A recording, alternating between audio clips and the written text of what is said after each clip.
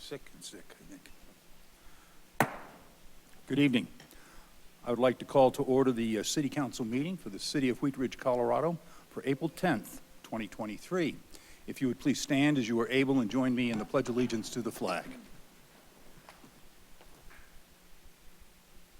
I pledge allegiance to the flag of the United States of America and to the republic for which it stands, one nation under God, indivisible, with liberty and justice for all.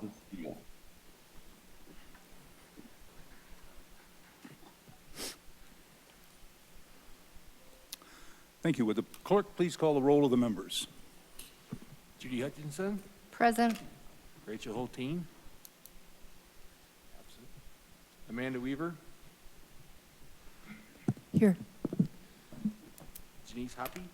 Present. Corey Stites. Present. Scott Ohm. Here. Leah Dozman. Valerie Nasler-Beck.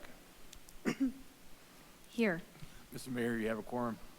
Thank you very much. Councilors, in your packet, you have minutes for the March 6th, the 2023 study session notes and the March 13th, 2023 City Council meeting minutes. Are there any changes to be noted? Seeing none, we'll let the minutes stand as presented. Any changes to the agenda? Seeing none, we'll go with the agenda as presented. We have some proclamations today, so I'll go to the podium.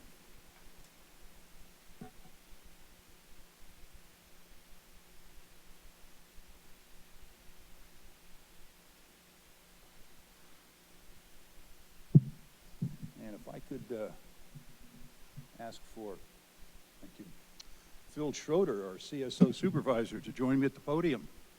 Phil, come on up.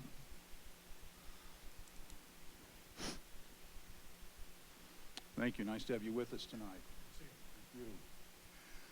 you. I'm pleased to provide a proclamation to designate the week of April 9th through 15th, 2023 as Animal Care and Control Officer Appreciation Week.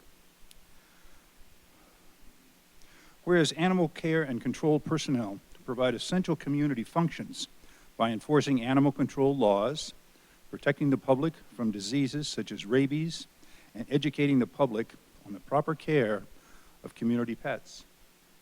And whereas animal care and control personnel risk life and limb by going out into the public to protect the welfare of helpless animals and pets that are rescued from injury, disease, abuse, and starvation. And whereas animal care and control officers conduct humane investigations and protect animals from abusers and people from dangerous animals. And whereas the accomplishments of the animal care and control officers achieved through compassion and collaboration defend and are the voice of justice for the voiceless victims they often defend in a court of law. And whereas the City of Wheat Ridge is hereby dedicated to showing our appreciation to the animal care and control officers, such as the city's community service officers, who endorse the bond between animals and humans advocating for responsible ownership by setting standards of professionalism in public safety and animal welfare.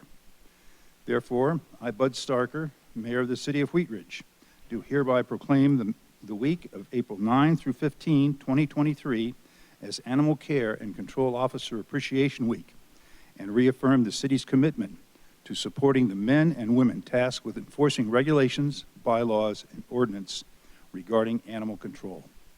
Dated this 10th day of April, 2023. And that's for you. Would you like to say a few words? Thank you.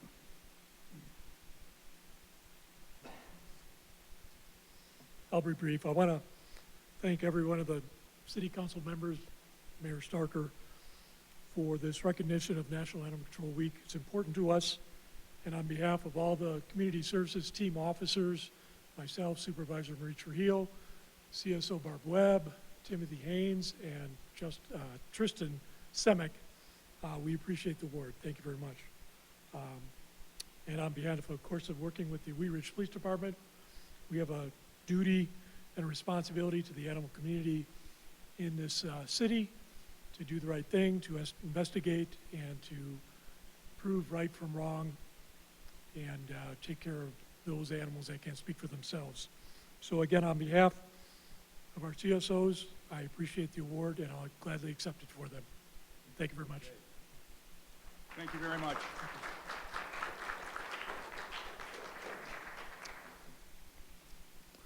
I would like to invite Detective Sherry Ells to join me at the podium.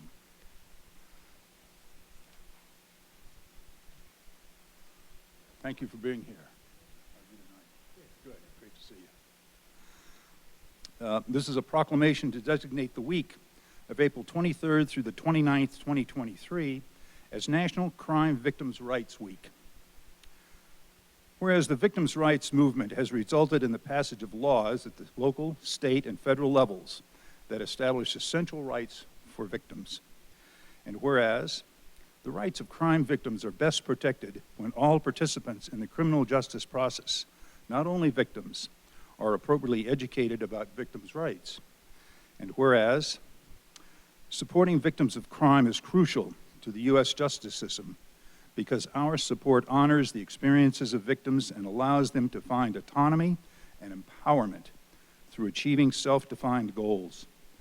And whereas the accomplishment of the victims' rights movement achieved through compassion and collaboration and built on the courageous advocacy of individual victims and their families across the country inspire in us hope for future progress and greater healing. And whereas the City of Wheat Ridge is hereby dedicated to strengthening victims and survivors in the aftermath of crime, building resilience in our communities and our victim service providers, and bringing hope and healing to all victims and survivors. Now, therefore, I, Bud Starker, Mayor of the City of Wheat Ridge, and the Wheat Ridge City Council, do hereby proclaim the week of April 23 through 29, 2023 as Crime Victims' Rights Week, and reaffirm the city's commitment to creating a victim service and criminal justice response that assists all victims of crime, and to express our sincere gratitude and appreciation for those community members, victim service providers, and criminal justice professionals who are committed to improving our response to all victims of crime so that they may find relevant assistance, support, justice, and peace. Dated the 10th day of April, 2023. This is for you. Thank you very much for being here. Say a few words. Thank you. Mayor, City Council, City Manager, and Chief, it's our honor to accept the proclamation for National Victims' Rights Week. Delivering true justice requires we provide all victims with the support they need. It takes enormous courage and extraordinary strength to emerge from life's most painful moments. As a nation, we must all work together to stop crimes before they happen and give victims the support they need to restore a sense of trust and safety and to move toward healing and justice. We accept the proclamation, and it is our honor to serve victims in their time of need. Thank you very much. Thank you very much. Have you got yours? There you go. Thank you. I'd like to ask, Jeff Streeter to come forward at the podium. Thank you for being here.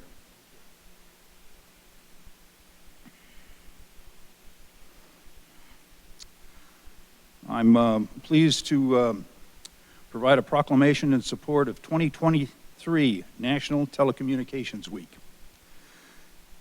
To recognize National Public Safety Telecommunications Week 2023 and to honor the service of the 118 men and women who respond to emergency calls, dispatch emergency professionals and equipment, and render life-saving assistance to the citizens of Wheat Ridge. Whereas emergencies can occur at any time that require police, fire, or emergency medical services. And whereas when an emergency occurs, the prompt response of police officers, firefighters, and paramedics is critical to the protection of life and the preservation of property. And whereas The safety of our police officers and firefighters is dependent upon the quality and accuracy of information obtained from citizens who telephone the JEFCOM 911 Emergency Communications Center. And whereas public safety telecommunicators are the first and most critical contact our citizens have with emergency services. And whereas public safety telecommunicators are the single vital link for our police officers and firefighters by monitoring their activities by radio, providing them information, and ensuring their safety. And whereas public safety telecommunicators of JEFCOM 911 have contributed substantially to the apprehension of criminals, suppression of fires, and treatment of patients. And whereas each telecommunicator has exhibited compassion, understanding, and professionalism during the performance of their job in the past year. Now therefore, be it resolved that I, Bud Starker, and the City Council of the City of Wheat Ridge formally declare April 9 through 15, 2023 as National Public Safety Telecommunicators Week in Wheat Ridge, Colorado, and honor the men and women whose diligence and professionalism keep our city and citizens safe. Resolved this 10th day of April, 2023. Would you like to say a few words? Thank you. Mayor, council, city manager, chief, thank you. Thank you for taking the time for this proclamation. It means so much to the staff of JEFCOM. As the mayor said, I have approximately 118 emergency communicators that work in this center. This center last week just celebrated 5 years of operations, if you can believe that. It seemed like a short time ago we were just talking about building this. As the executive director, I'm privileged to work with these individuals. They're committed to service, quality service, but they do it with pride. There's over 6,000 emergency communication centers in the country, and JEFCOM has grown into a premier center and one of the largest, believe it or not, with our volume. So this is about them. This is about the work that they do. We're privileged to have Wheat Ridge part of this center and the commitment to work together and collaborate. We're honored. I'm honored to stand here and receive this proclamation on their behalf, and thank you very much for taking this time. Thank you. Thanks so much. I would like to invite Mary Hester and Benny Pies to join me at the podium. Thank you for coming.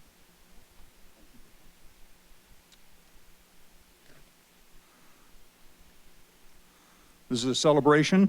This is a proclamation in celebration of Earth Day, which is April 22nd, 2023, and National Arbor Day on April 28th, 2023. Whereas all people, regardless of race, gender, income, or geography, have a right to a healthy, sustainable environment with economic growth and opportunity. And whereas we are all caretakers of our planet and have an obligation to combat climate change and environmental degradation to preserve the Earth's beauty and resources. And whereas this year marks the 53rd anniversary of the Earth Day movement, let it be known that the City of Wheat Ridge, Colorado, encourages all businesses, institutions, and individuals to celebrate the Earth and commit to caring for the planet and its resources.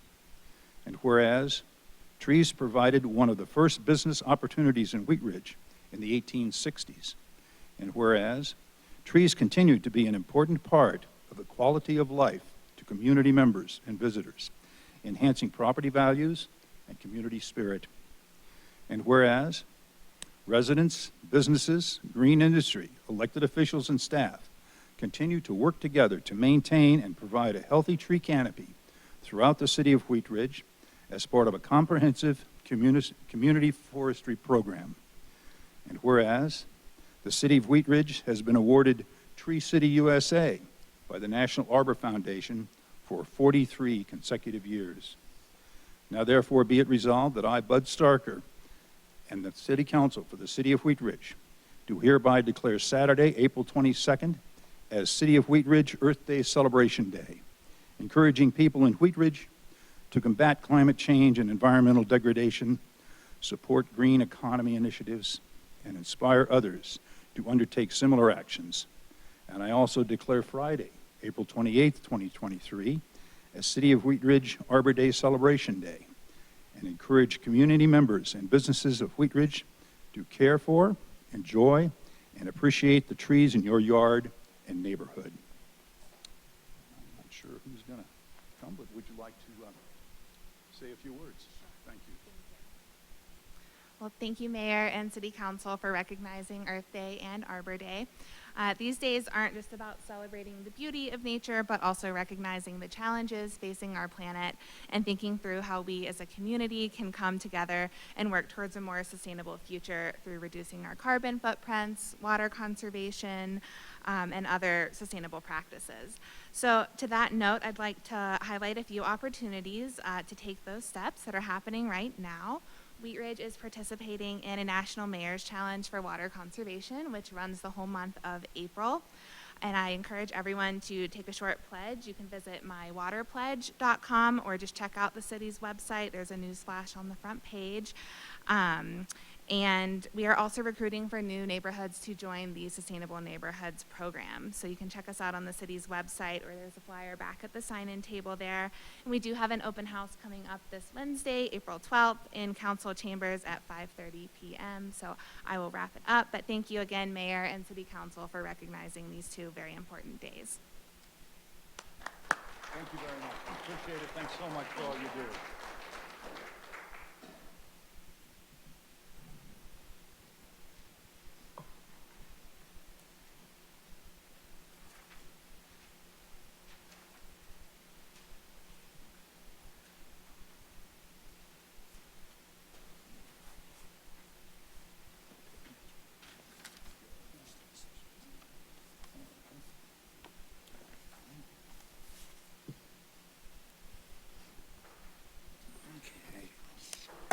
Mr. Mayor, maybe before you start, I would like to, Benny was shy, didn't come up and speak, but just want to make sure everybody gets to meet Benny Pies as our new parks manager.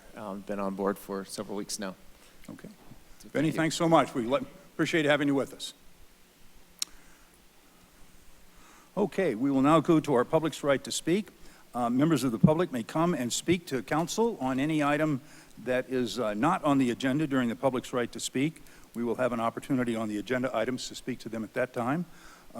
So I have no one signed up to speak, but if you would like to speak and have not signed up but are here, you may do so now. Or if you are joining us online and would like to speak, please raise your hand in the virtual format and we will bring you into the meeting. And I'll give everybody just a moment to see if we have any speakers wanting to come on. And I'm getting the word that we don't have anyone, so we will close our citizens' right to speak and move to our agenda item number 1. This is the consent agenda. Oh, yeah, thank you very much. Mayor Pro Tem has reminded me that we have a special study session right after this, right after our council meeting, and we take comment on this at this time. So I have one person signed up to speak on the study session, and this would be on agenda items that are on the study session. And Miranda Thompson is here.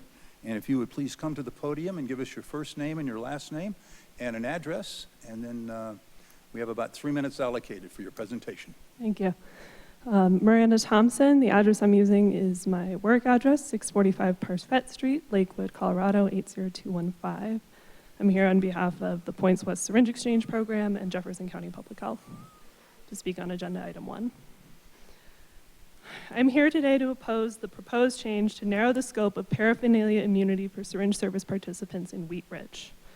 Though Points West is called a syringe service program, our program always has and continues to provide many supplies outside of syringes that reduce harms associated with drug use.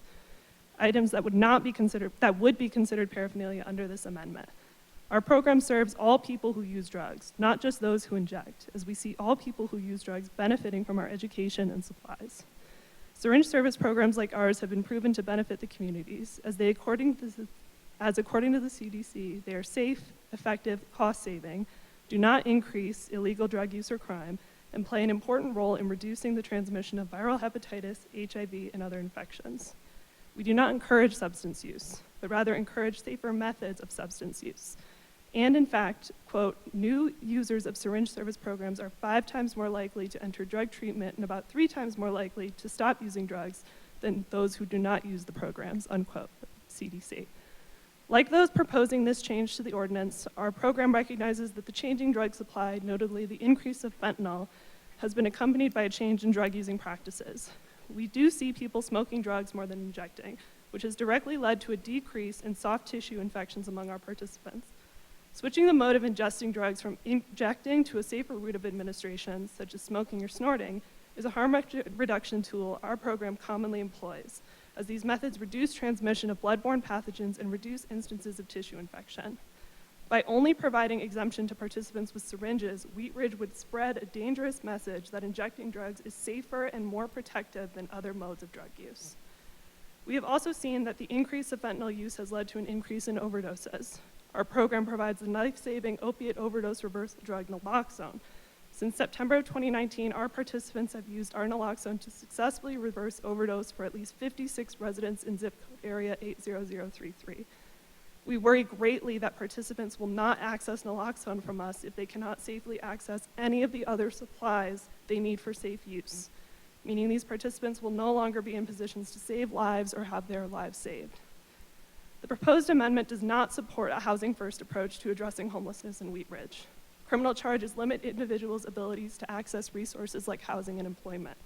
We recently had a program participant in Wheat Ridge denied a housing opportunity because of a paraphernalia conviction. We recognize that individuals can much more successfully address issues like substance use when their basic needs are met. This amendment would make it more difficult for our most vulnerable community members to improve their circumstances. We have served 177 people from zip code area 80033 since 2018. We see the need for our work in Wheat Ridge, and we implore the council to reject this amendment to the exemption law. Thank you. Thank you. I don't have anybody else signed up to speak on the study session, any study session item, but if you're here and haven't signed up and would like to speak, you may do so now. If you are joining us online, you may raise your hand and we'll bring you into the meeting. And I'll see if we have anyone. Mr. Mayor, Maxwell Johnson has raised his hand, Okay. and I have asked him to unmute. Okay. Mr. Johnson, if you'd unmute, please give us your first name and last name and an address, and tell us what agenda item you're speaking on. We will, you'll have 3 minutes to address the council. Thank you very much, council members. My name is Maxwell Johnson. I too will be using 645 Parfett Street in Lakewood. I am the supervisor over the harm reduction program. I am not going to need the entire 3 minutes, but I do appreciate it. Miranda did a phenomenal job of summarizing the concerns in regards to speaking against the drug paraphernalia offense code amendment. Just wanted to reiterate that we do care about all of the community members within Jefferson County, and specifically in this circumstance, Wheat Ridge. By making this amendment, it would be taking tools out of our bag that are keeping people alive and healthy long enough to link them to care, to transitional housing, to the things that they need to live a life that is healthier, free of possible infection, and also to change their outcomes long term. So I do hope that you would consider voting in opposition to this amendment change, and I sincerely appreciate the council's time. Thank you. Thank you very much, Mr. Johnson. Is there anyone else here or joining us online that would like to speak on the study session agenda items? Any of the items? Please raise your hand in the virtual format or come to the podium. And I don't see anybody coming forward, so we'll close our public's right to speak, and we will move to agenda item number 1. This is our consent agenda item, and Councilor Hoppe, would you please introduce this item? Thank you, Mr. Mayor. There are several items on the consent agenda item tonight. I'd like to ask council if there's anything they'd like to remove for individual discussion, that we do that now before I read everything into record. And seeing none, we will consider them all. Excellent. Consent agenda item 1A, resolution number 11-2023, a resolution approving an intergovernmental agreement among the City of Wheat Ridge, the City of Lakewood, the City of Wheat Ridge, and the West Metro Fire Protection District for the use and maintenance of a shared radio communications system. At issue, this agreement sets forth rights and responsibilities regarding ownership and utilization of the radio system jointly owned and shared by the City of Lakewood, the City of Wheat Ridge, and the West Metro Fire Protection District. This agreement also addresses radio system maintenance as well as individual agency equipment maintenance services and costs provided by Lakewood's Radio Communications Division.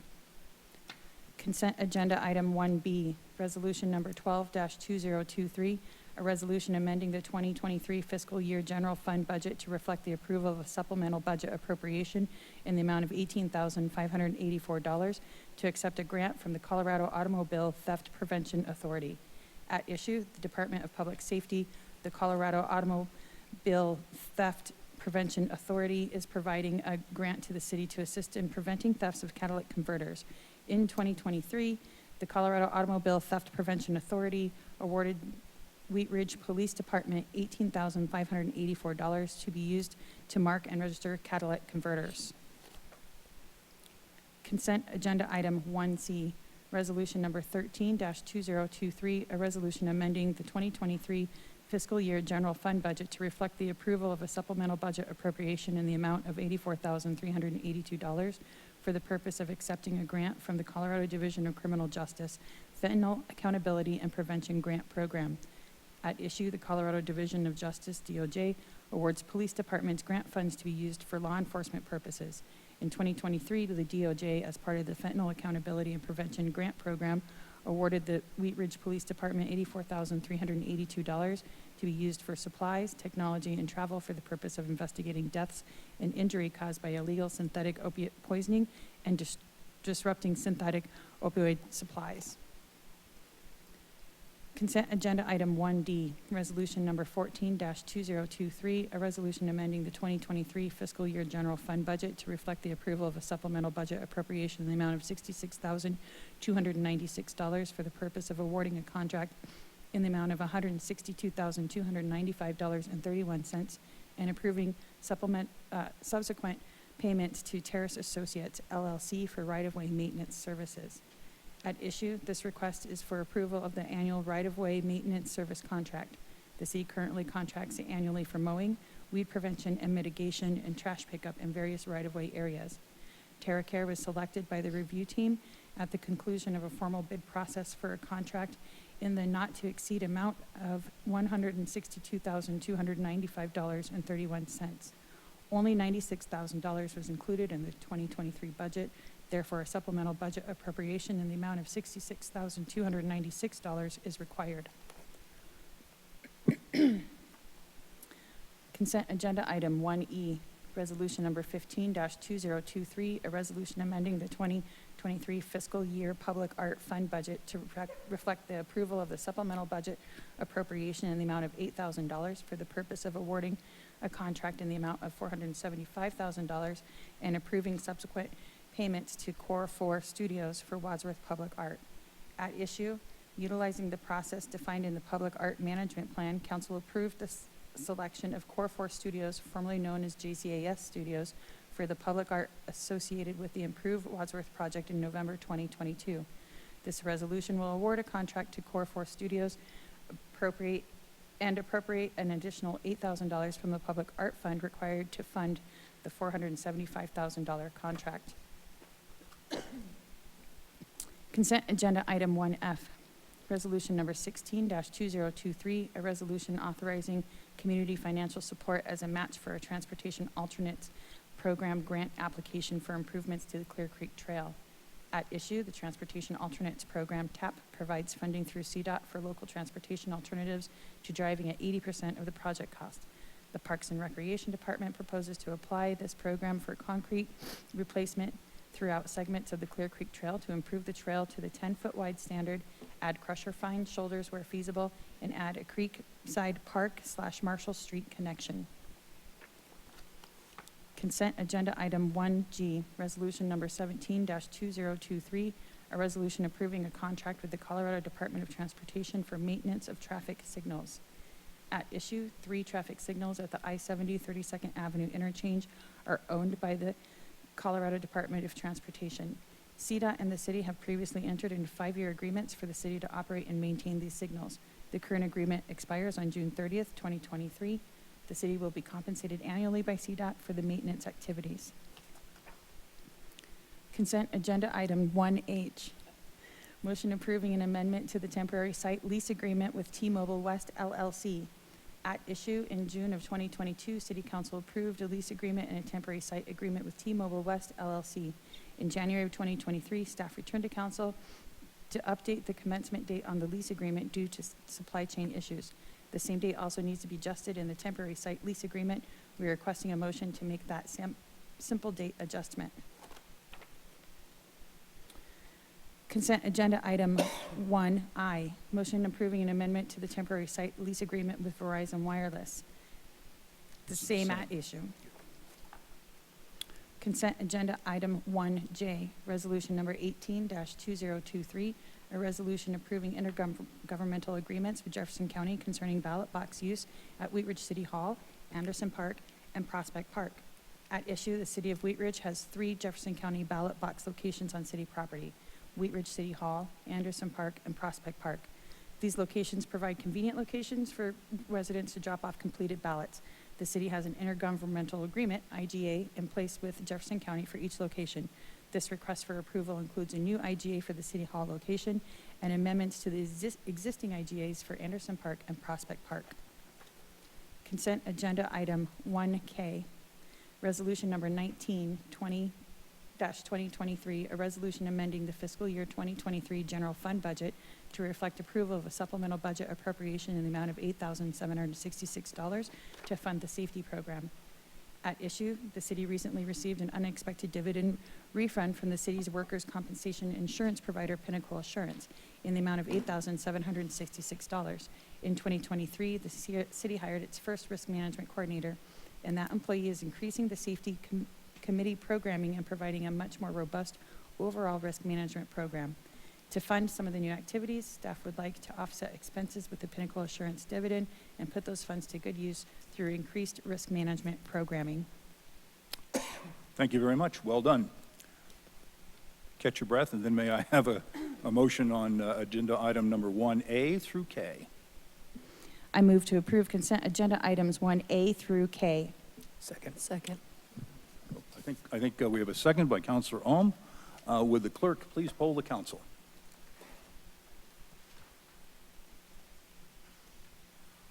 Motion carries 6-0. Thank you very much. We will move now to agenda item number 2. Councilor Weaver, would you please introduce this item? Thank you, Mayor.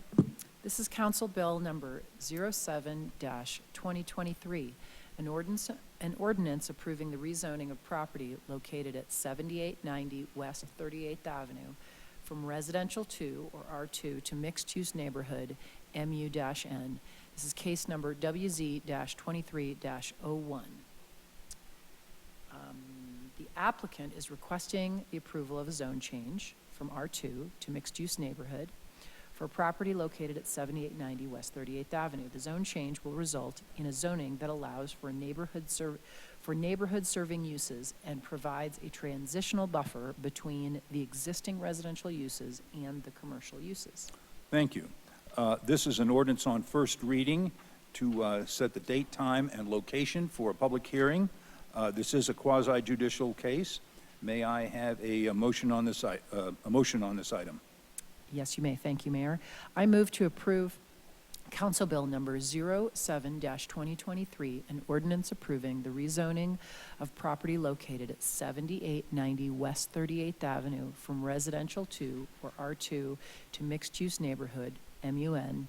On first reading, order it published. Public hearing set for Monday, May 8th, 2023 at 6:30 p.m. as a virtual meeting and in City Council chambers, and that it take effect 15 days after final publication. Second.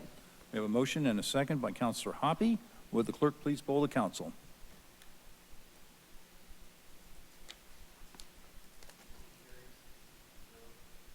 Thank you. We will go to agenda item number 3. Councilor Nosler-Beck, would you please introduce this item? Thanks, Mayor. Motion to award the 2023 bridge repair project on Youngfield Street over Clear Creek to TechCon Infrastructure LLC of Denver, Colorado. and approve subsequent payments in the amount of $469,911 with a contingency amount of $46,991 for a total not to exceed the amount of $516,902. At issue, the 2023 bridge repair project will perform critical maintenance to the Youngfield Bridge over Clear Creek. This work will not modify the structure or add any features such as sidewalks. 4 bids were received for this work in response to an invitation to bid. Staff recommends awarding a contract to the lowest responsive bidder, TechCon Infrastructure LLC of Denver, Colorado, in the amount of $469,911 plus a staff managed. Did somebody say something? Oh, okay. Plus a staff managed contingency of $46,991 for a total not to exceed amount of $516,902. Thank you. This will be a motion by the council. It is not quasi-judicial. Mr. Goff, do we have a staff presentation on this item? No presentation, but Maria DeAndrea is here, and is Whitney's gone too, or purchasing, is Whitney left? No, it's fine. Maria's here if you have any questions, our Public Works Director. Okay, thank you very much. Before we go to questions from council, I would like to open this up to the public. If you would like to speak on this item, number 3, this is your opportunity. I have no one signed up to speak, but if you're here and would like to speak, you may do so by coming to the podium, and if you're joining us online, you may raise your hand, and we will bring you into the meeting. Mr. Mayor, there is no one online. Okay, thank you very much, and I don't see anybody coming forward to speak from the hall chambers, so I will open this up to questions from council. Any questions from council before I ask for a motion? Seeing none, Councilor Nosler-Beck, may I have a motion on this item? I move to award the 2023 bridge repair project and approve subsequent payments to TechCon Infrastructure LLC in the amount of $469,911 with a contingency amount of $46,911 for a total not to exceed the amount of $516,902. Second.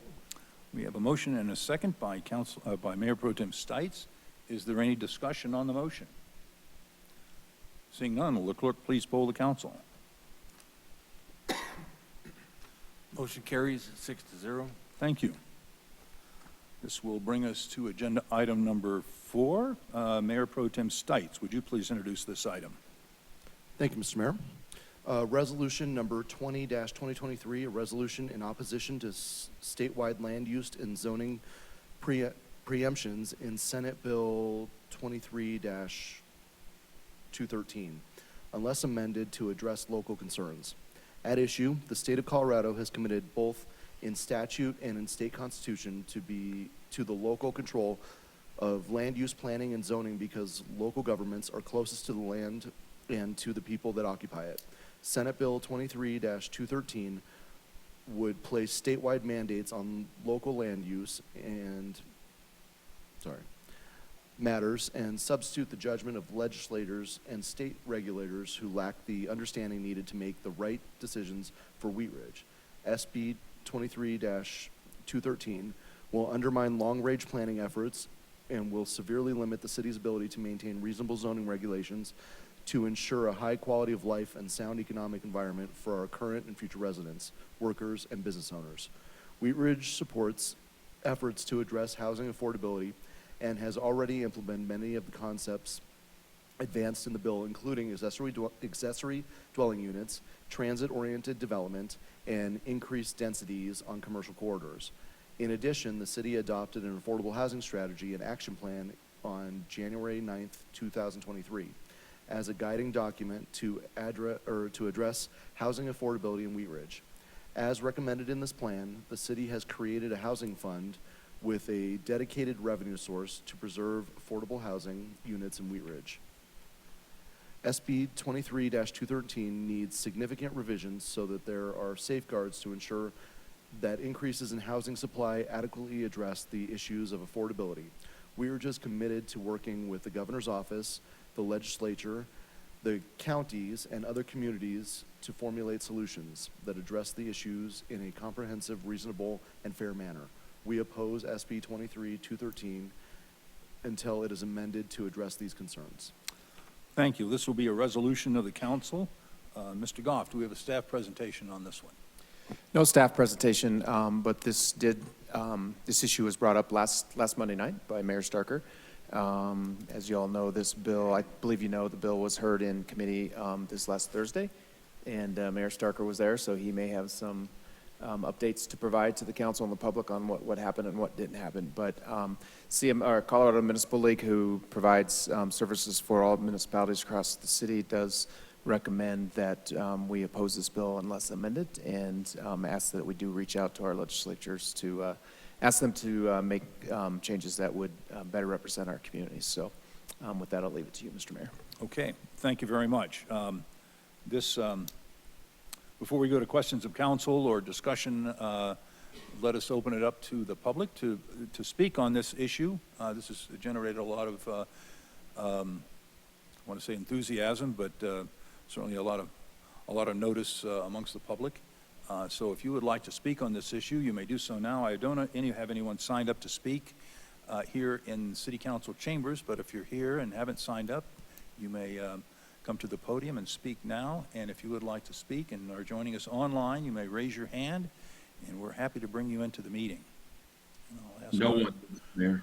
Clerk, no one is raising their hands to speak, so we will open this up for questions or comments from council.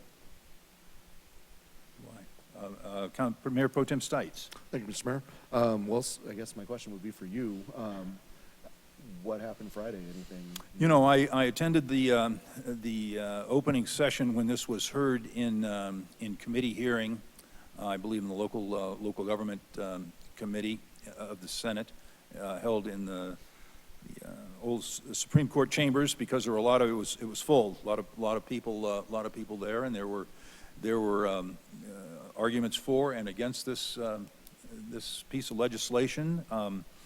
The CML and other mayors spoke in opposition of it. We had the sponsors and many of their supporters speaking on it. I'll say that I think this piece of legislation, as it was originally introduced, has a number of sort of problematic components that we looked at. One of the most significant is that it would make the state the primary governing authority on sort of many of the local zoning matters that we take as local issues now. They would mandate greater densities in R1 neighborhoods, mandating that in any residential lot, a structure up to, I believe, a sixplex would be allowed to be built by right in any residential zone lot.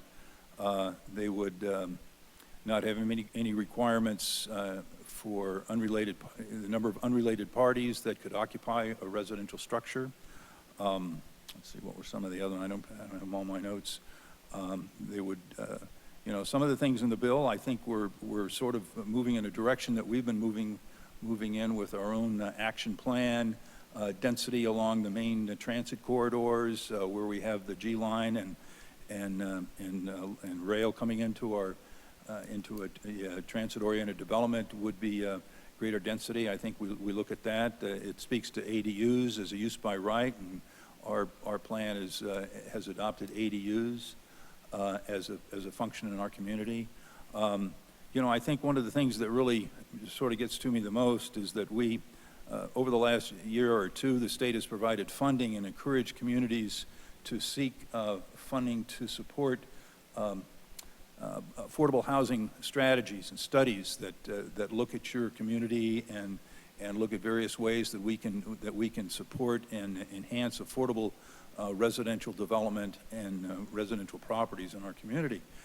And it's a little bit disconcerting to sort of get to go through an 8 or 9 month process with our citizens, where we gathered a lot of research and feedback from them and presented a plan, and then in the next session of the legislature they come and say, well, we want the state to create a housing plan And that's the plan that we will mandate that cities throughout the state that are selected, and these are Tier 1 cities primarily, which are urban areas throughout the kind of the Denver metropolitan area.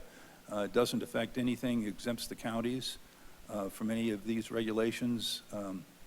It has some special regulations for the resort communities, selected resort communities, but then the rest of the state is sort of not under these regulations.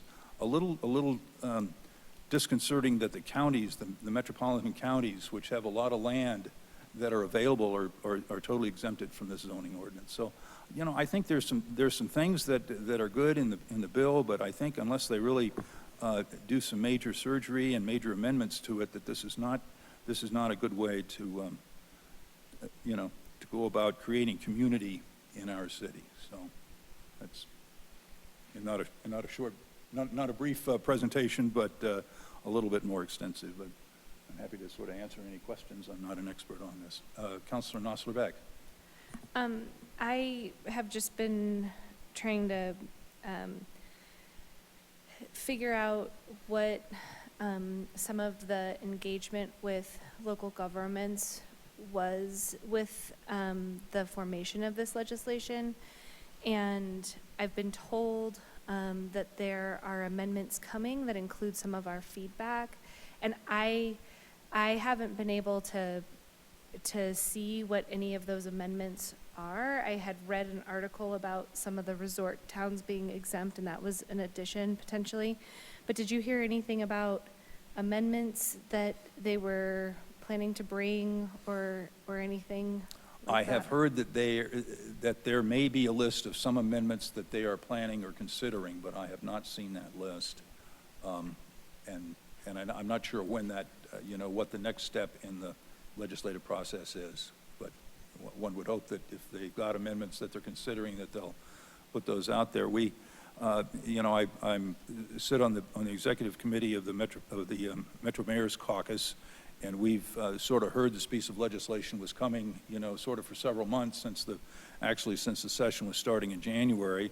It was really only the sort of 3 or 4 days before the bill was introduced into the Senate that we got sort of a quick sit down with the governor's staff and a look at the legislation. So we haven't had a lot of opportunity to sort of look at the detail language in it, and it's 105 pages on the bill, so it's a pretty lengthy bill. Sets up the Department of Local Affairs to be sort of a superior sort of planning and zoning organization at the state level to sort of develop plans and then have cities either adopt that plan or make their plan conform to that plan. So I know that they talked about amendments coming out at the hearing on Thursday, so we'll probably just need to see. That's, I think, one of the reasons why we've brought this ordinance forward with an oppose unless amended position, so that we're able to stay at the table. We'd love to work with the sponsors and the governor's staff to craft a piece of legislation that does truly make housing affordable. This piece of legislation doesn't make any dedicated housing affordable. It says, well, if you make housing denser, if you're able to densify zoning within the land areas in your communities, that you know, developers will build more housing, and therefore it will be affordable because there'll be more of it. You know, I think when I look out at the amount of building that we've done at Wheat Ridge over the past 5 to 10 years, we've sort of put together a lot of units, at least relative to what we've done in the last 30 years. And you know, I can't see that affordability has been an outcome of that process. So there's sort of no guarantee that it's really more of a densification plan than a necessarily affordable plan. Councilor Hoppe. Thank you, Mr. Mayor. And I just would like to point out in the resolution that we're considering tonight, it does very clearly say that that we oppose it unless amended. And the amendments haven't come out yet, so we wouldn't, if we were supporting this, we wouldn't really necessarily be jumping the gun because the amendments haven't come out. I also turned in written statement, which I would like to read. However, I'll wait until after the motion's made during the discussion time for that. Okay. Anything, anything further from staff? And No, not much, Mayor. Just maybe to respond to Councilmember Nasser-Beck's question a little bit, or comment. Our staff was able to meet also with the governor's office, Lauren Mikulak, our community development director, but I think it was like a week before the bill was introduced. And from what she has told me and what she heard at the meeting, there was others from other metropolitan cities there also in the same role as her. None of the suggestions that were brought up were included in this current bill. So at least at that time, it'd be great. Yeah, if they are going to consider that in amendments, but I think the outreach was very lacking to local governments. So as the mayor said, I think our main concern as a city from staff level is that this does not do anything to guarantee or require affordable housing. And what it does to our local single unit zoning in our community. I think we all understand how important single-family zoning is for this community specifically. That's why I think this bill is a statewide mandate that is a kind of a one solution for all. Every community is different. Wheat Ridge does support its single-family zoning quite heavily, and I don't think our community would support this at all if they had to have a sixplex in their single-family zoning areas. So that's our main concerns with the bill. okay. Thank you. Councilor Nasser-Beck. Can we just ask that, because the state legislature will be done here in early May, just as this progresses, I think week by week, if we could just get an update on any amendments, that would be really helpful so that we can follow through on tracking this. I think that's great. And if we get to a position where we're able to, that our feelings on this change, I think we should be ready and flexible enough to be able to address the situation. I think we're nimble in that regard. Mayor Pro Tem Stipes, may I have a motion on this? Thank you, Mr. Mayor.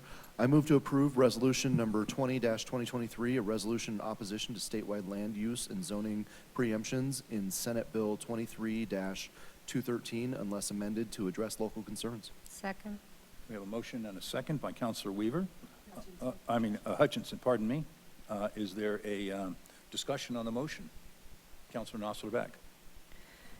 I'm going to be voting to support Wheat Ridge opposing this legislation, and I just wanted to be on the record sharing that I think it's just almost negligent of the Department of Local Affairs and the governor's office to not take into consideration all of the work that our community's been doing up to this point to help solve this crisis, municipality by municipality.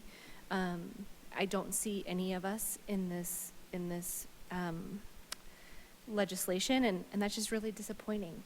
Something that I really appreciated about this legislation that is a bummer that because we didn't get that outreach and engagement early on is the need for an unmet needs assessment around the state of Colorado so that we can, as a state, tackle affordability both with the federal government and with the state budget. It's just very disappointing that that is not going to probably make it through with the support of our community, and we're not being heard in that. I will be talking to our state legislators and anybody who will listen to me about how important that work is to push forward, but just wanted to get on the record about why I am supporting our position tonight on this. Thank you. Thank you. Additional discussion? Councilor Rome. Thank you, Mayor. I would join in. I am in favor of opposing this bill. I feel like our community has gone a long ways towards affordable housing.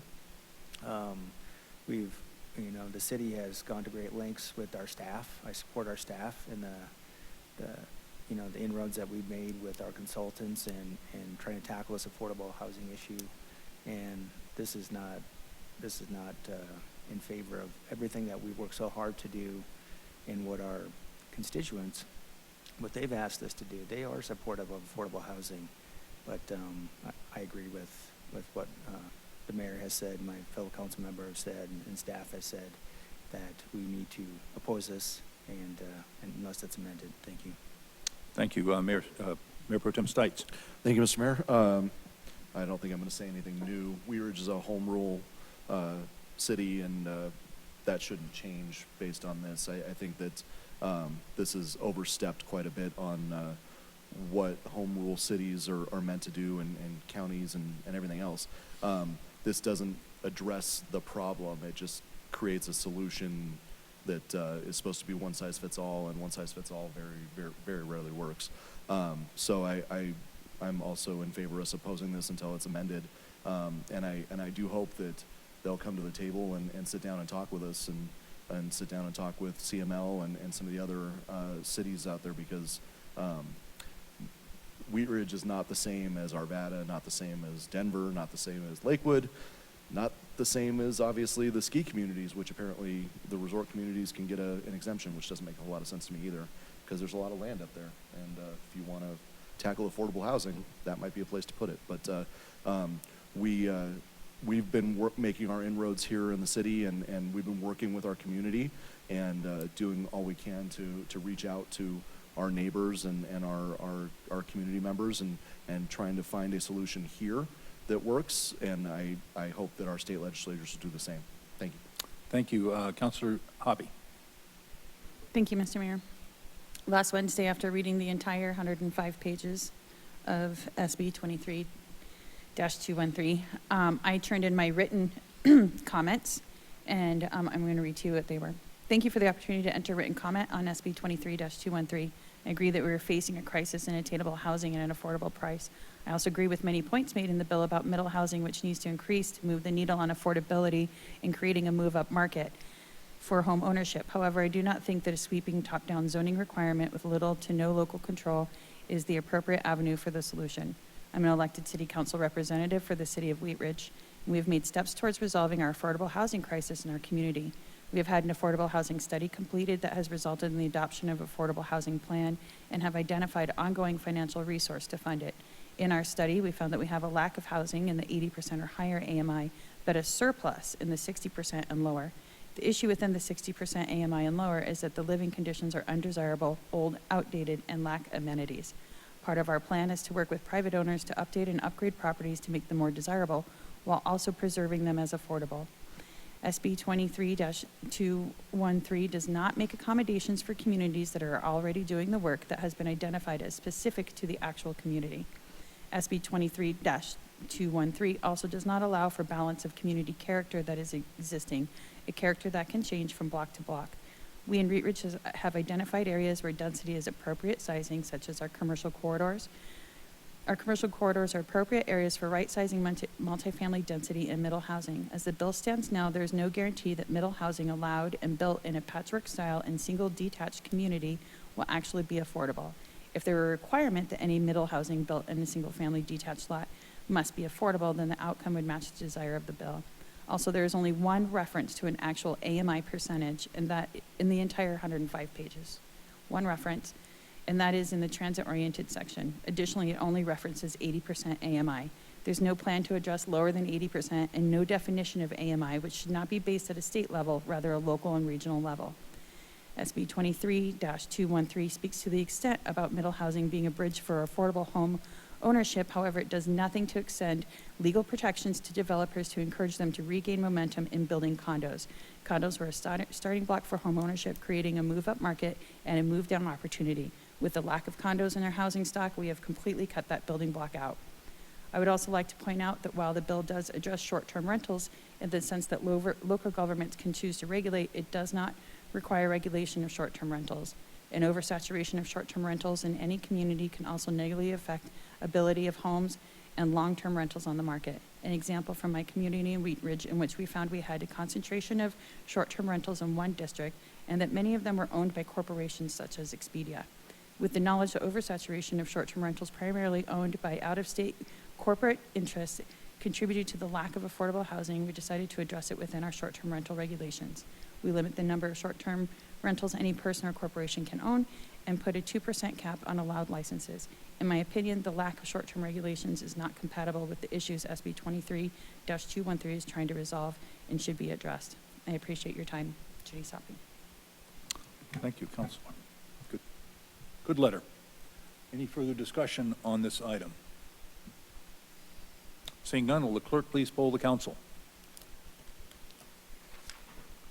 Motion carries 6-0. Thank you very much. Okay, that concludes our business agenda items. Let me get back to my agenda. And we will go to city manager's matters. Mr. Goff. I'll defer to after the study session. Thanks. Okay, thank you. City attorney's matters. We have, I believe, our city attorney on Zoom with us. Yes, I'm here, and thank you for allowing me to Zoom in. I would prefer to be there in person, and I will be next meeting, but I don't have anything at this time. Thank you.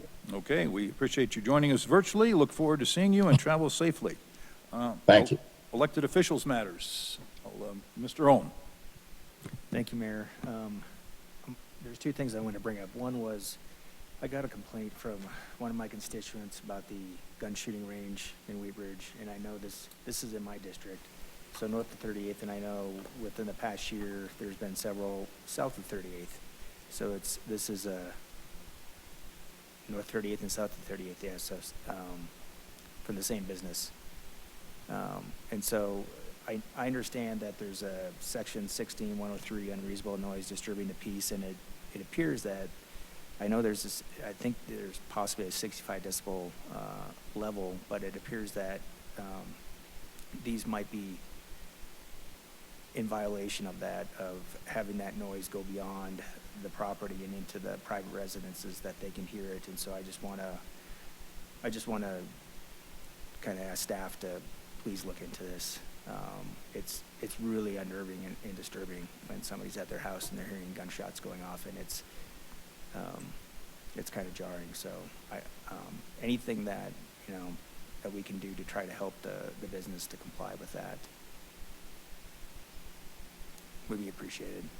And then the second thing I have is in my neighborhood there are several sidewalks that have now heaved. They're probably, I'm not going to say how much, but they're far beyond just a little of the shaving, a grinding of the sidewalk, and so they create tripping hazards. And I'd like to know if maybe we could have like a study session down the road to address some of these broken sidewalks, and then also ask our city attorney, like, whose responsibility is it to repair the city sidewalks, and do we have a budget for that?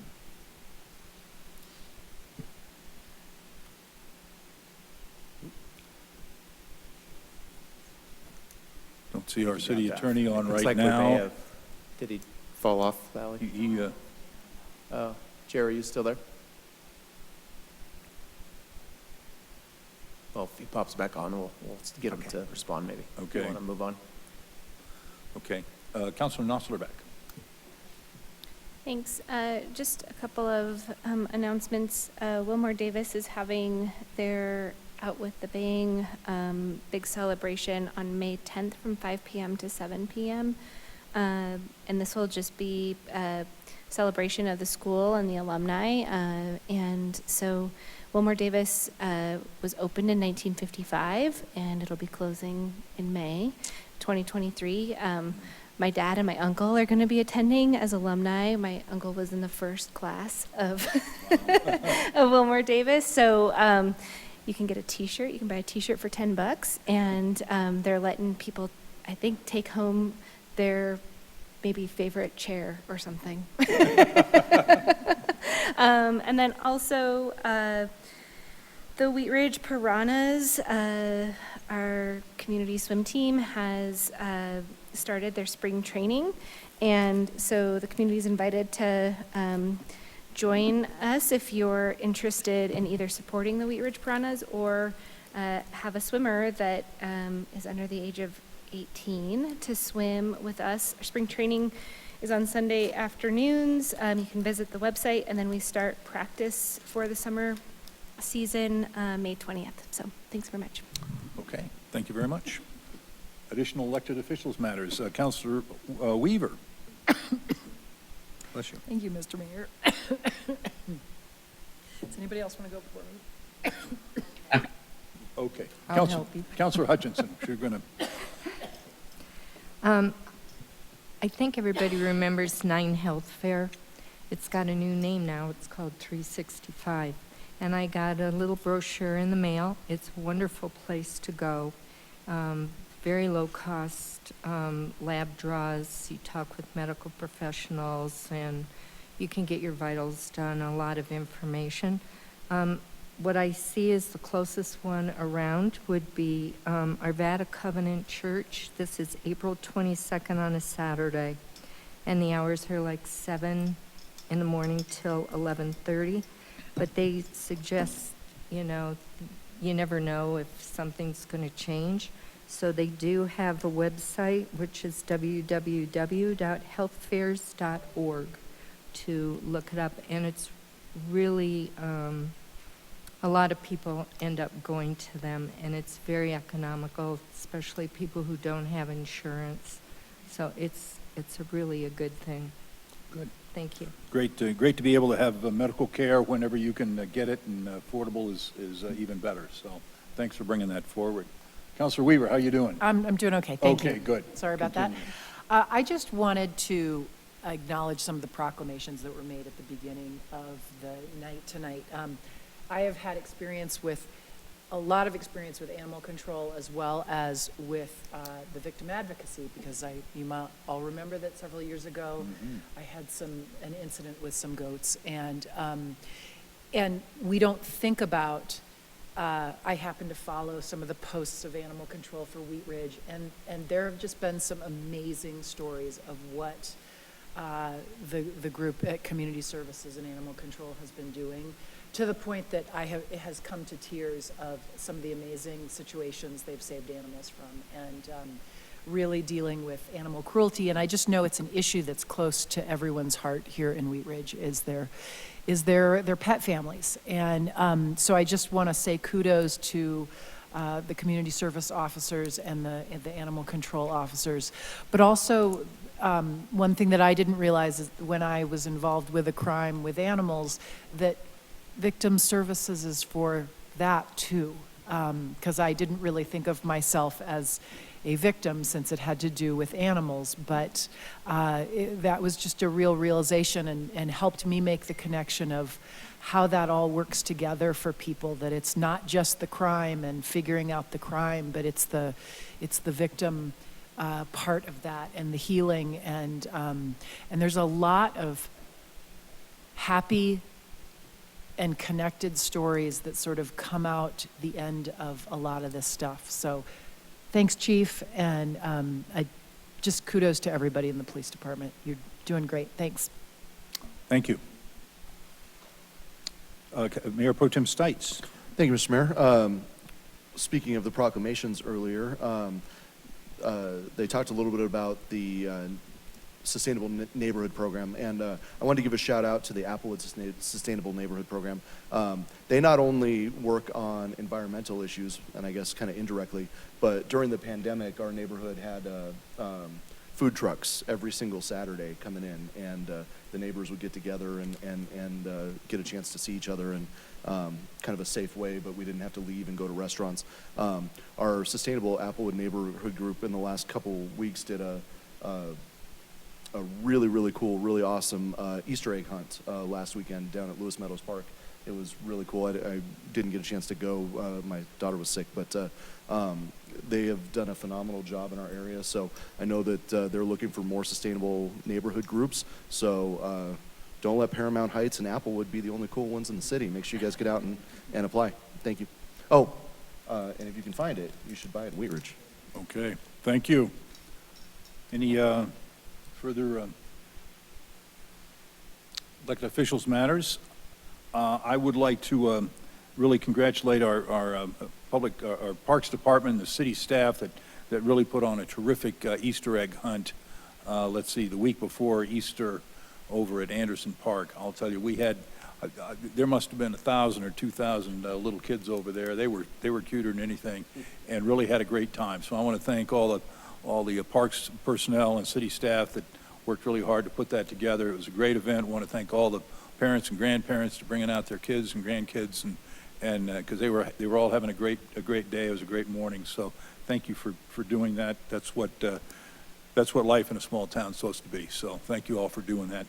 If there's any more things before our council, if not, we will stand adjourned. We're going to adjourn to a city council study session. So stay tuned. We'll be right back.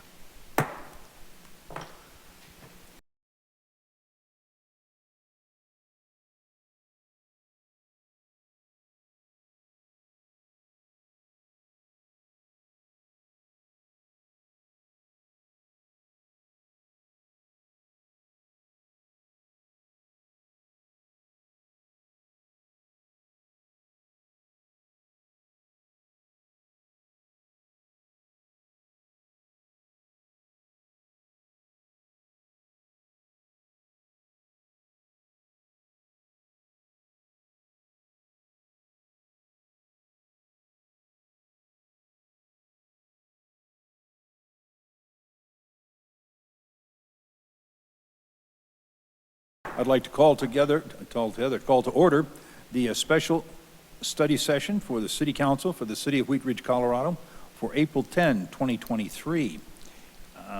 We have two action items or agenda items on this. Number one is the Drug Paraphernalia Offenses Code Amendments, and item number two is the Weapons Offenses Code Amendments.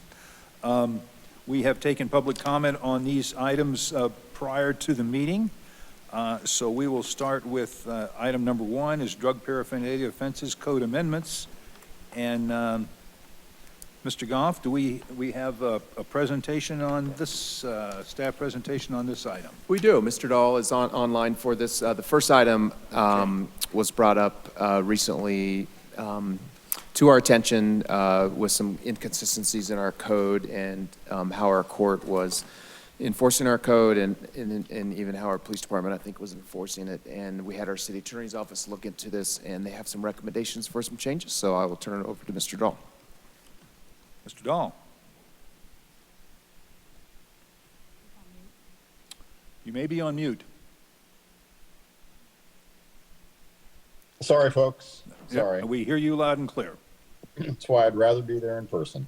If the chief is still in the room, he may be able to help me on this or be able to answer additional questions if you have them.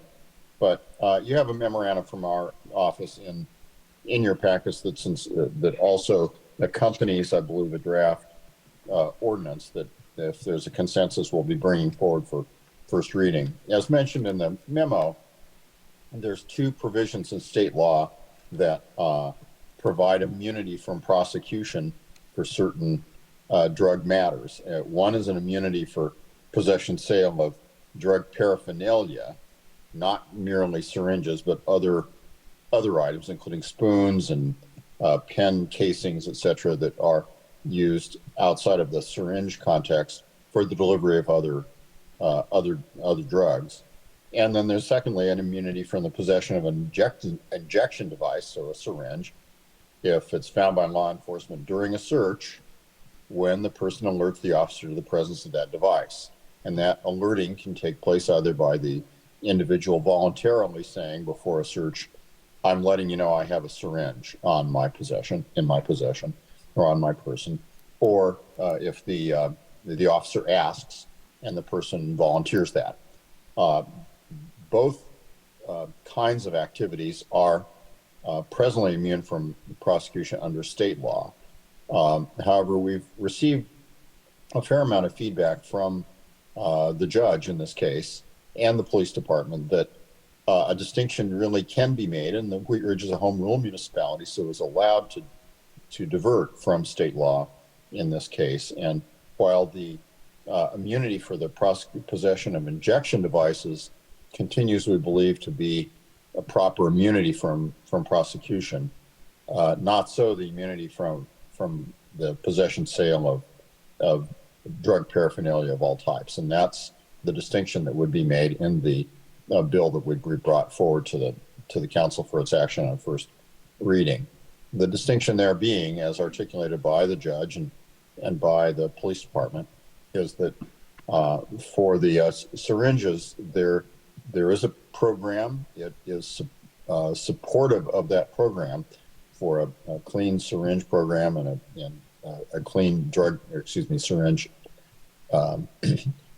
exchange program to continue to provide the immunity, but not so the other paraphernalia, which leads to, from what the judge has seen, the support of addiction in other ways. And there's issues that the municipal court has seen with business owners, et cetera, with the ability of that particular kind of paraphernalia to cause issues for businesses and homeowners in terms of where those activities are taking place. And the desire on behalf of the municipal court and police department is to be able to continue to prosecute those offenses. And I recognize that makes a distinction that was pointed out by the speaker earlier. And it's a public policy distinction that obviously only the council can in the end make. But the recommendation you're getting from the staff is to preserve the immunity for the drug injection devices, syringes, but not preserve the immunity that's allowed in state law, but you have the local authority to override that for the other kinds of drug paraphernalia. Chief, is there anything more that you'd like to add from the department's perspective? Before the chief goes too, I just want to give a little bit more background and context on this.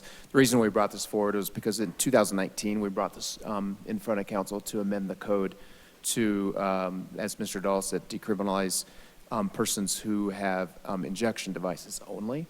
And we believe there was probably an oversight that the other section of the code did not get amended at that time to outlaw other drug paraphernalia in addition to needles and syringes. But the ordinance was very specific in 2019 that this was just pertaining to needles and syringes, no other drug paraphernalia. Thank you. Patrick, from the police department perspective, obviously we have a crisis, a national crisis, but that crisis already also extends here to Wheat Ridge. The fentanyl problems, the addiction problems, the drug problems are certainly a cornerstone issue for the police department and can tend to lead to a lot of other issues. Drug use does not necessarily mean that somebody will continue criminal behavior in the community, but it often does. We are certainly hearing from the public on a weekly basis, and on a daily basis, I see in our reports of interactions with folks who are either dealing fentanyl or using fentanyl on almost a daily basis. Some of the issues we run into and why we're in support of this particular amendment are the fact that we often don't catch people in the middle of using the drugs. It's often post-use, and it's often reported to us by citizens or our residents of the community. And when we get there, we have little enforcement action without the paraphernalia interaction that we have, because we know these folks are using it, and often they won't stop using it unless there's a reason to.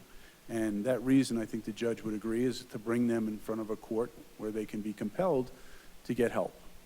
We heard earlier from people who provide that help, but I'm here to tell you that the number of people that we run into is tenfold what they're talking about, maybe more on a daily basis. So we also find a secondary reason that some folks have taken advantage of this needle program to hide their other activities. So using the clean syringe exchange program and knowing that almost absolves them of any other paraphernalia charges has become known in the drug use community that we interact with.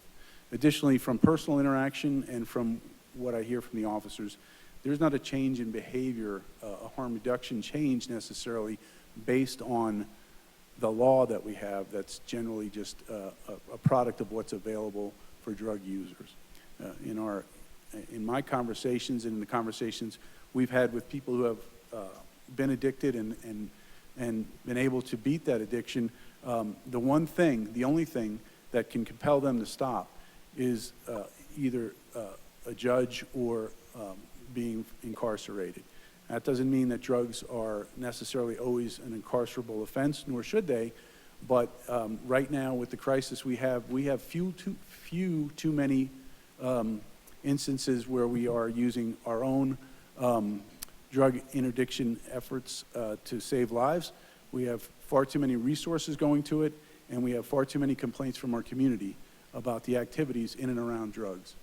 We pride ourselves on really our mantra, which is compassion with boundaries. We go out there and we'll connect people to help, but unless they're forced to, unless they're brought before Judge Randall and told that they need to do something, generally they won't. That's our experience, that's my experience, and that is not just for the current epidemic of fentanyl, but for whatever comes after it and beyond. So these changes will be made with an eye towards the future, I hope, to the fact that we don't know what's coming in the pipeline, but synthetic opioids, synthetic drugs are the wave of the future. They're cheap, they're highly addictive, and they are a menace to our society in many ways that we know about and some that you don't often hear about. So while we want to be compassionate, we want these folks to get help, it's a tsunami of activity. So I ask you to please support the officers and their ability to interdict these folks and try and connect them to services and help through the judge and through the programs that we support. Thank you. Okay. Thank you, Chief, and thank you, Mr. Dahl. Are there questions of council? Councilor Hoppe. Thank you, Mr. Mayor, and I appreciate the legal approach to make sure that our code is clear in both ways, and I appreciate your comments, Chief. I also appreciate Maxwell Miranda speaking to us earlier, because when I first read this, I was like, this is kind of a no-brainer, but they also brought up some different points to consider, which also made me wonder where are our peer communities with this? Where are the harm reduction centers? We know where this particular one stands. We also have Jefferson Center for Mental Health in our community, and they do emergency services there on Wadsworth. And then just kind of like what the potential extent is. What we have in front of us is a legal memo that tells us how we can legally do this, but I personally don't feel like I have enough in-depth information to support this tonight. I would absolutely support it coming back another night if a consensus isn't obtained. Thank you. Additional discussion around this item. Tough item. Councilor Nasser-Beck. I think I'm landing in the same spot that Councilor Hoppe is on this. I too was reviewing this over the weekend and just thought that it really looked like a no-brainer, as you said. And I guess I want to make sure that we are looking at this from a regional perspective, because I think we have to address all of this that way. And so I'd like to, I guess, learn more about other communities and how they're dealing with this in our neighboring areas. I had a question for the chief. Chief, I'm not really familiar with what other drug paraphernalia, what other items are illegal. Marijuana is legal in a lot of instances in our state, and a rolling paper is part of the paraphernalia, and are they legal? And what's the distinction between the? Yeah, if we determine that there's a use, and it could be just aluminum foil, which is often used to heat up drugs and to use in the use of drugs. It could be glass pipes with meth residue in it. Methamphetamines are still the #1 drug, even though we hear a lot about fentanyl. Fentanyl is quickly closing the gap to become the number one drug, but the different types of instruments that could be used for that, which could be, often it's a Brillo pad that's used as a filtration device, or other types of sort of organic methods of either smoking or ingesting these different types of drugs. So our officers are very skilled in that. We take a lot of evidence in, but often we get a call from people who are familiar who say, I see used tinfoil, burnt tinfoil on the street, and they know that that's drug use. And we collect that as evidence, and we find that in vehicles. So we really don't do a lot with marijuana, with rolling papers, but if it's used to utilize these other drugs, certainly we use that as a way to have a conversation with somebody, and maybe more in those instances. Okay, thank you very much. Additional questions or discussion on this item? Councilor Hoppe. Because there's no additional questions or anybody else requesting additional discussion, I was wondering if I could try to find a consensus to move this to a different study session with some more information about regionally and some outreach to our harm reduction centers, and just get some more information on it in general, and then have it come back to us. Okay, we have a request for consensus Yeah, can we have maybe a little bit more discussion about more information in general, just so that we're prepared? Okay. Yeah, let's. If there's others that yeah, have maybe comments on it, or some questions on that. So, do you want to elaborate? I know Councilor Nasser Beck, is that you sort of were thinking along those lines? Yeah, I would just like to also hear from what they're doing in Lakewood and Arvada, even Edgewater, in just their take on this, but also I do think it would be really great if we could do some outreach to Jefferson Center to just see what data they have, to show, this is all in an effort to reduce harm to folks in our community on all sides of the issue, and so just to also have some additional data to show us.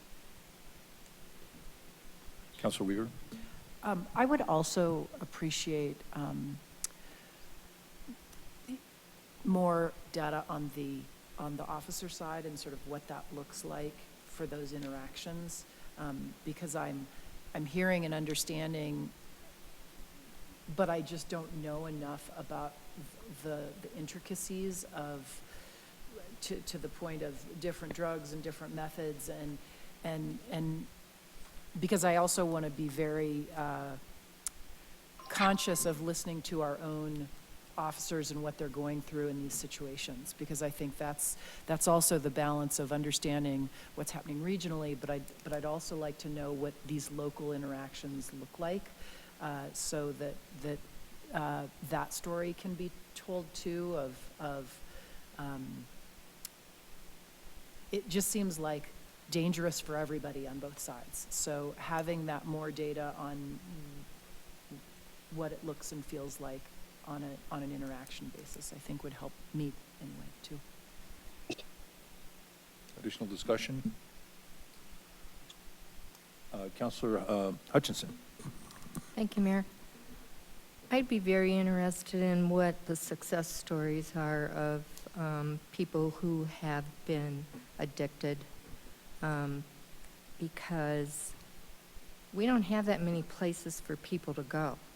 And so the deal to where, okay, here's a transfer, get on a bus and go over to this place and get some counseling or whatever, I don't see how that works. I really don't. It seems like it needs to be in-house kind of treatment. And then what? Because I just heard on TV there's a new drug now that's going along with fentanyl. I think it's xylazine, okay? It's not an opioid, but also, and I'm not sure if this is correct, when that's with fentanyl, then Narcan doesn't work. So it's just like a ball going down the street to where somewhere along the line, we got to figure out, how do we handle this, you know? Even though there is syringe exchanges, you can get a clean syringe for a dirty or whatever. There are syringes all over the place, you know? And people who clean up areas and things like that, that's a danger for them to step on a syringe. So, you know, I support, the police are the ones who are going out there because a lot of times they get the calls from the public, something's not right. And also a lot of crime is committed when people are on the drugs. So there just needs to be like more answers. It's not cut and dried, but we're not solving anything. It's getting worse. That's what I think. And, you know, been around when it was LSD and cocaine and all this kind of stuff, and even pot and all that. You have to have some type of consequence when you step over and you're affecting the public, you know. So I don't know what the answer is, but I don't see us doing very much about it, and I think we do need to have consequences, you know, for people being out there on drugs. I mean, we do we used to, if they were driving drunk. Now you get like 3 chances or something. But there has to be consequences for that. We have to protect the public for the people who are not doing the drugs. And I don't know what the answers are. But I think it's deeper than just, you know, surface kinds of things. We need places for these people to go and get treatment. And then after they get treatment, then what happens? Do they get jobs? What do they do? Have a success story. Come and talk to us about what they went through or whatever, because I don't know. We've gotten rid of all the places where people would go for treatment for a while. And, you know, I don't know, it's addiction. So Yeah. I don't know how you figure that out. Yeah. Okay, thank you, Councilor Hutchinson. It seems like we've got a consensus going to maybe bring this back to another study session, have perhaps a little bit more rounded discussion where we can kind of wrap our hands. Yeah, that was very helpful. Okay. We will regroup and bring back a more comprehensive discussion in Okay, the future. and we appreciate, Chief, your insights and look forward to sort of examining this some more. Councilor Noslerback? I was just wondering, maybe if we could also have the judge come back and talk to us Yep. about it too, just in how that all works. That'd be helpful. too. That'd be great. Yep. Okay, thank you. And I know, Councilor Hoppy? Thank you, Mr. Mayor. I just wanted to apologize and excuse myself for the remainder of the meeting. Okay, thank you very much. I think that you have sort of We do. marching Thank you, orders Chief. on that Anything one. else on Good. Then we'll look forward to. No, we'll come back with more information. Did you want me to bring, I know a few people who are success stories, and they could probably come if you're interested in having a guest speaker come in and talk to you about how they dealt with addiction from their perspective. You know, I think maybe sort of work with Mr. Goff and his staff to sort of develop whatever would make a good presentation. I think if we were able to have success stories or to be able to inform our discussion, but we'll sort of maybe leave it a little bit open-ended. If that's okay with Councilor Hutchinson? Okay, good. Okay, we will conclude that item and move to agenda item number 2. This is the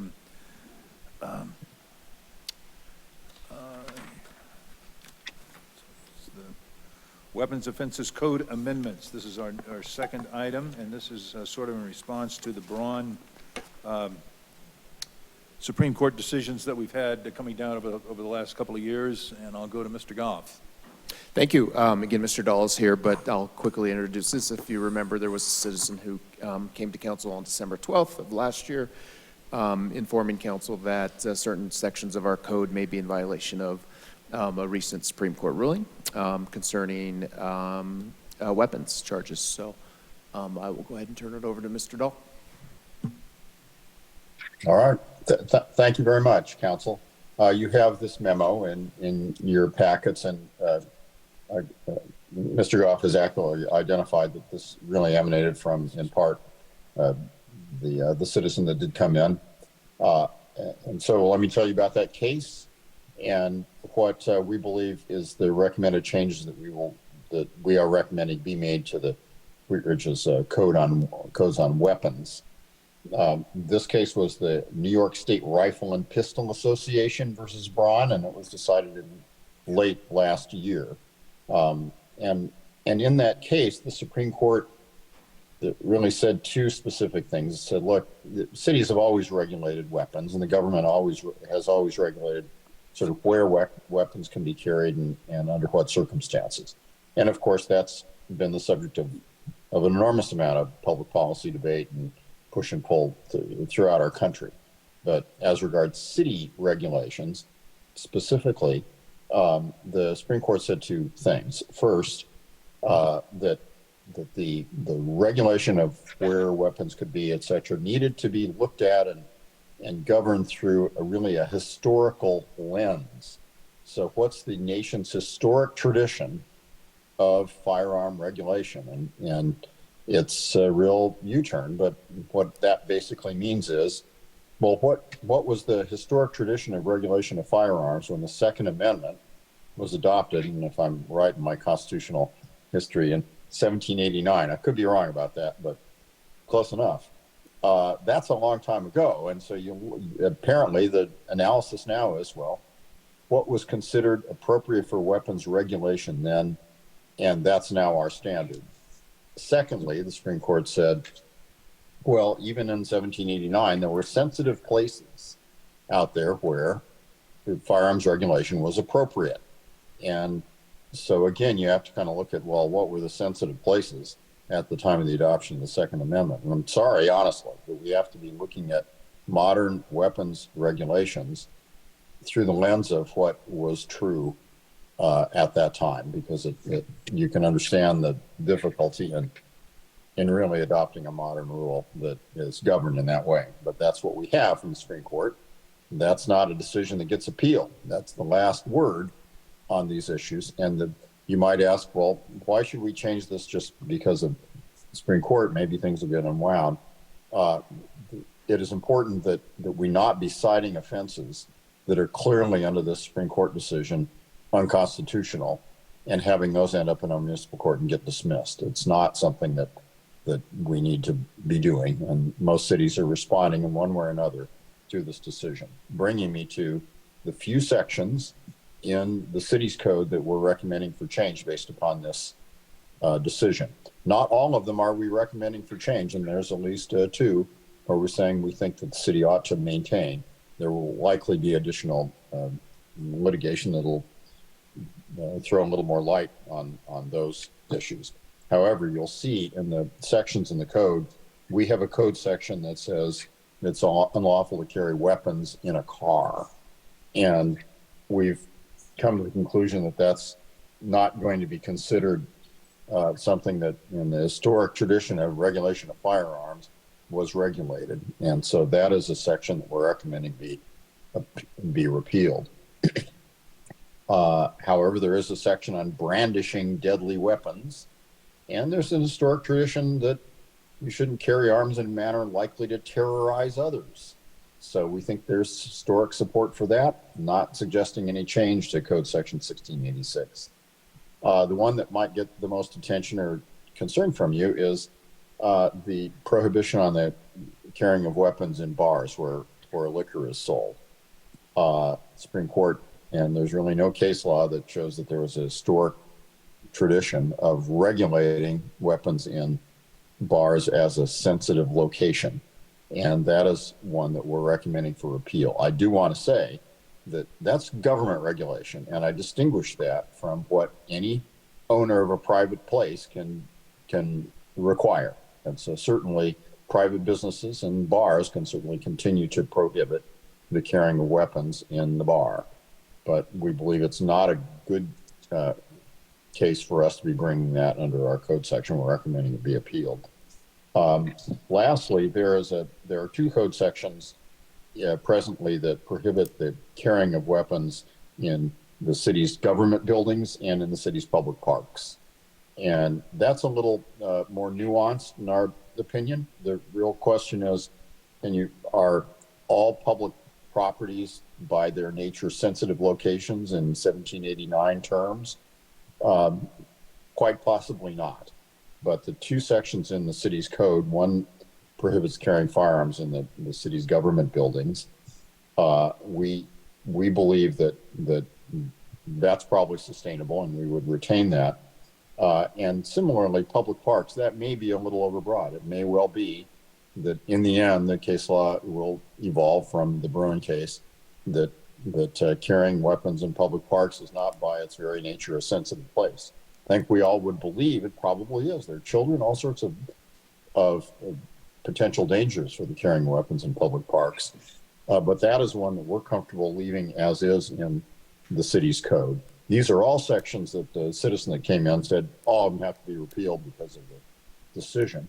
We don't agree. It's more nuanced than that, but there are a couple that we believe are not ones that are worth taking on a challenge, because we think that if anything, the judge would probably just dismiss them if they went up on a conviction. We don't have a good belief that they would be upheld.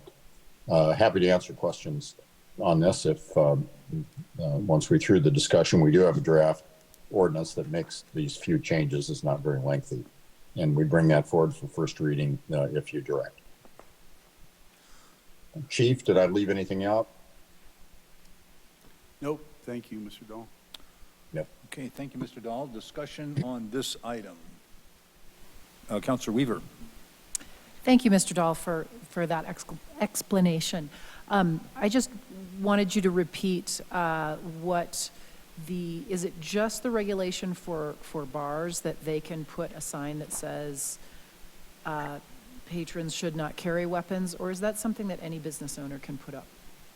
Oh, any business owner can put that up. Okay, thank you. Yeah, you bet. The city's code had to do with weapons in bars for good public policy reasons, and it's been there for a long time. But as a business owner, any business owner can prohibit weapons in their business. Okay, and they can respectfully ask people to leave if they come in and a weapon is seen concealed or otherwise? Yes, they can. It's private property. It's not public property, and so they have the right to do that. Okay, thank you very much for clarifying that. Yep. Additional questions or comments on this item? Mr. Dahl, I had one or probably 100 on sort of this nation's traditions facet that the court has wandered into, and is this specific to the 1789 date, or does it go back to the traditions of colonialism, and does it transcend through time? So in the 1820s and 30s, the Civil War and thereafter, or is it sort of fixed? Is it fixed in 1889 to 1789? 1789. That's a really good question. It's not entirely clear from the decision, but the references in the decision to, the authors of the Second Amendment and the framers of that and what they knew then tells me that that's really the lens that they chose to apply. I suspect that interests on both sides of this question will look to find histories of regulation and non-regulation and bring that forward to the court. But for now, the best answer I have is at the time of the adoption of the Second Amendment. Okay, so that would be the Second Amendment and not really the adoption of the Constitution itself. That's correct. Okay. Yeah, but the first X number of amendments were rapidly adopted. Again, I should have gone back to my constitutional law book to be reminded that those amendments were adopted as a package shortly after the Constitution. But I'm embarrassed that I can't tell you. I should know when it was adopted, but 1789 sticks in my head, or shortly thereafter. That's okay. You've been talking. If you had had a couple of minutes of downtime, you could have gone to Wikipedia, and then you would know that it went into effect on March 4 in 1789. Terrific. Thanks for the help. I appreciate that. Well, I'll write it down. Any further discussion on this item? Mr. Mayor, yes, can I just make one point yes, of Judge. clarification? Yes, Chief. I don't know if Mr. Dahl pointed it out, but there is, the way I read this, there's no distinction between a person with a concealed carry permit other than a law enforcement agent and any other citizen who's carrying it. So there is no exemption for that. I just want to make sure people are aware of that. And Mr. Dahl, am I correct with that? That's correct. Thank you. Yep. Thank you. Do we have consensus to move this forward to a council meeting? Yes. Show of hands. We do. Councilor Hutchinson, yes, we have consensus to bring this forward as an ordinance on first reading, I guess. Okay. Thank you very much. Any further discussion on the two agenda items that we have been considering? Okay. Staff reports. I'll go back to Mr. Goff. Nothing else this evening. Thank you. Okay, thank you. Any further elected officials reports? Okay, we confirm that we're back here in study session 1 week from tonight at 6:30. We are. Okay. Talking about parking. Okay. Thank you all for joining us tonight. Appreciate all of the input that we've had and always appreciate our citizens coming forward to talk with us. If there's no more business to come before our study session, we will stand adjourned. Thank you.